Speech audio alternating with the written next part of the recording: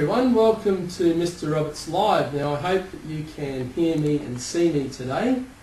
We've made the picture quality a little bit less, but hopefully that will mean that it actually works today. I know some people did hear the stream last week but couldn't really see me. Other people told me that they could hear me but I sounded like Darth Vader. So I'm not sure. Hopefully I sound okay and you can see me today. I am going to repeat some of the things that I talked about last week because I know many of you didn't get to see it or hear it last week properly. So just want to start with some announcements. We've got some kids going to debating today and also Dance Ed in the spotlight tomorrow. Now tomorrow is also a really important day for our grade 3s and 4s. Make sure you have your swimmers and your towels and your sun shirts and everything else because you start swimming tomorrow. So don't forget all of that. That's really important and I'm sure that will be a lot of fun. The other thing about tomorrow is that it is World Teachers' Day. And that's a great opportunity for you just to thank your teacher for all of the work that they do. Our teachers do heaps for us, and I know when I was at school, teachers did all sorts of things to help me, and I'm very grateful. So if you show them you're grateful, I'm sure they'll appreciate that tomorrow for World Teachers' Day. Now, I want to show you a map of Australia. I'm going to put that up on the screen. Okay, now this week I'm teaching you a little lesson about the states and capital cities. Now, and when I'm around the school, I'm going to be asking for some of this information. So make sure you're listening and learning today. We live in the state of Queensland. That's where we are, in Queensland. And on the Gold Coast, but just up the road from us is Brisbane, and it is the capital city of Queensland. So you all should know that. Brisbane is the capital city of Queensland. Now, if you go down to Coolangatta and just go over the border, where Twin Towns is, you're in Tweed Heads. You're in the border, over the border, and you're in New South Wales, the state of New South Wales. And the capital city there is Sydney. Now, Sydney was the first township, first city in Australia. When the English settlers came, that's where they came to Sydney. So it is the oldest city in Australia and also the biggest. So New South Wales, Sydney. Going further down, Victoria is the next state down, and its capital city is Melbourne. And in a couple of weeks, the most famous horse race in Australia, the Melbourne Cup, is on the first Tuesday of November. So Melbourne has a lot of sporting events, and the Melbourne Cup is one of the most famous. Melbourne is the capital city of Victoria. Now if we go further down, further south from Victoria, we're in the ocean. That's called the Bass Strait. But the next state is an island state called Tasmania. Mrs. Purdon is from Tasmania. So Tasmania's capital is a place called Hobart. Okay, so the capital city of Tasmania is Hobart. Now if we go back up to the mainland of Australia, we go a little bit further west from South Australia and New South Wales, that is South Australia. And South Australia's capital city is called Adelaide. Adelaide's known as the City of Churches. Further west from that, the biggest state in Australia is Western Australia, and its capital city is called Perth. And Perth is actually the most isolated large city in the world. Isolated means it's the furthest city away from any other cities in the whole entire world. So how about that? It's a long way away to Perth. I've never been. It's the only capital city I haven't been to. And above South Australia we've got Northern Territory. It's not really a state, but it does have a capital city, and that's called Darwin. And it's hot in Darwin all the time. And then of course the whole country of Australia, the capital city is called Canberra. and our Year 7s have not long returned from Canberra.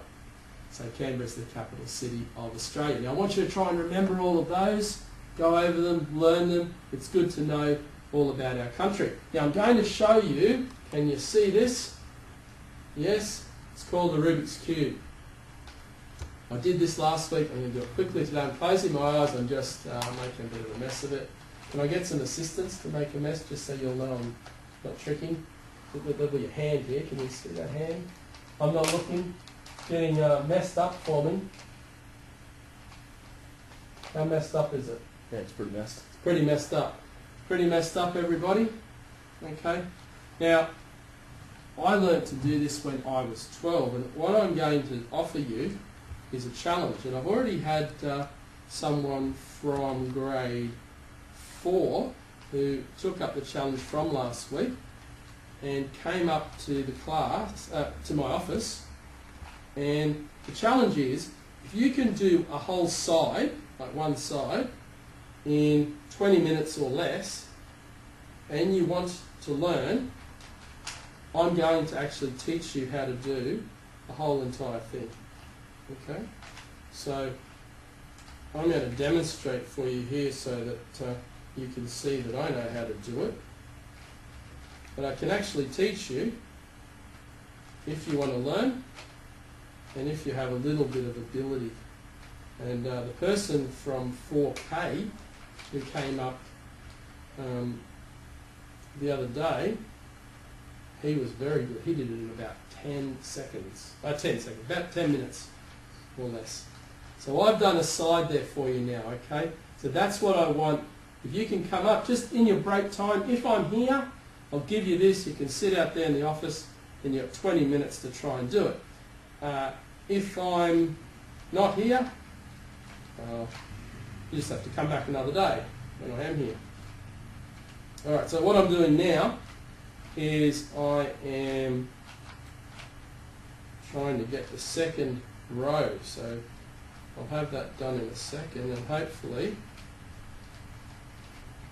we're on our way to getting this fixed. I hope you're watching and listening.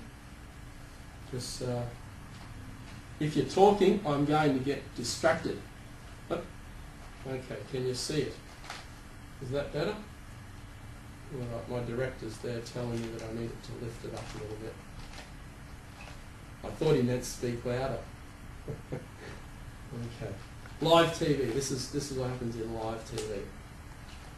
Okay, so have I got it? Oh, nearly. You can nearly see it.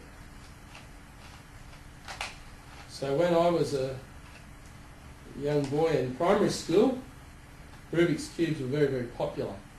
So now you can see the second row. I've done all that second row, and I've done that. So now what I'm going to do, I haven't done the third row, I haven't done the bottom, I'm actually going to do the bottom now. Alright, so, and I've got to do that without mucking up everything else, if that makes sense. And cube's falling apart on me, unfortunately. When I was really good at this, I could do it in 90 seconds, but I'm kind of out of practice now. Not something I do very often. But I think I've done the bottom. So I've done the bottom, top, and 2 rows. So now all I have to do is get the bottom row here. You can see that. Alright. So let's see how we go. Hope you're still listening. I don't want to get distracted. I have to concentrate very hard to do this. It's very difficult. Alright, nearly there. Nearly there. Not long to go. It's a bit of a tough old cube, this one. Look at that. Done. All finished. And what you can do, once you get really good at it, you can do a few little tricks, like this. You can make a pattern. Some people like this other pattern I made the other day. The guys that were early at school.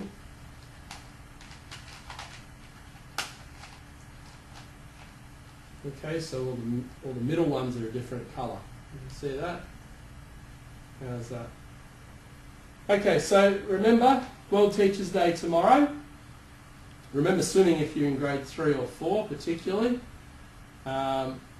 States of Australia and their capital cities, I want to know that everyone knows those. Should be pretty easy to remember them.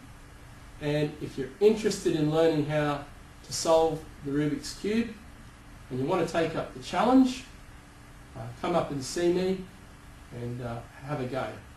Thanks for listening today. Hope you've enjoyed Mr. Roberts Live. I hope it's actually worked today. And I'll see you next week. Bye-bye.